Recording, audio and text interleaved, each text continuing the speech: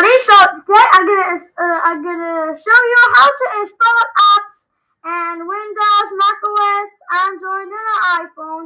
First, Windows. To install apps in Windows, first go to the Microsoft Store and go to the search bar and type the app, WhatsApp and Roblox and more.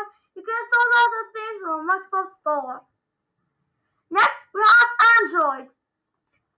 To install apps on Android, first go to the Play Store and type in the search bar the app that you want to install. Again, WhatsApp and Roblox and more, and Minecraft, of course.